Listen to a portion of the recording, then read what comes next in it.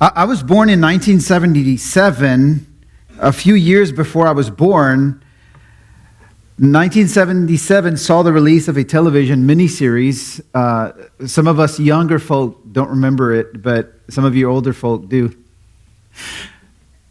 But I remember the TV miniseries that was traditionally aired during the week leading to Easter Sunday.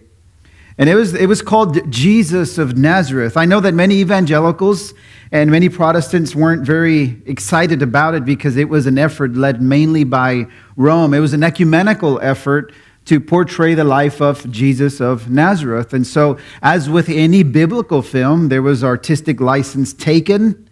It was even supported by some Jews and supported by some, I think there was a particular automobile corporation that even helped to fund the movie. I didn't know of any of these controversies or disagreements. I was just a kid in the 1980s. And I remember being fascinated. I wasn't a believer at the time. How many of you have seen the movie? It's over 6 hours long, Jesus of Nazareth.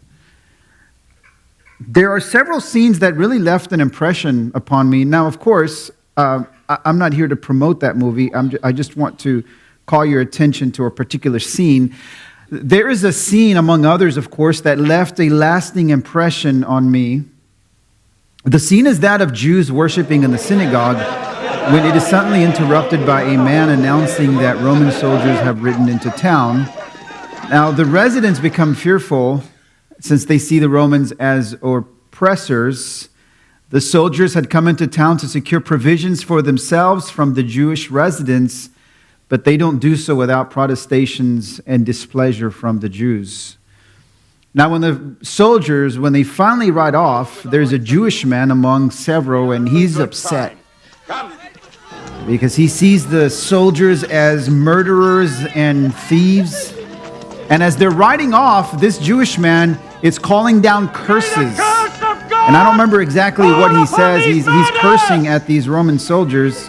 So the soldiers are running off, and this man is calling down curses, but he says something, and it's just the way that he says it that really I felt it through the screen, because he was very convincing. Have you ever seen any kind of movie or any kind of theater or whatever, and the actors, they do such a great job that they just seem to just convey what they're feeling. And he cries out and he says, of course I don't do it as well as him, but he says, "How long must we wait, O Lord, for you to help us?" How long must we wait, O Lord, for you to help us?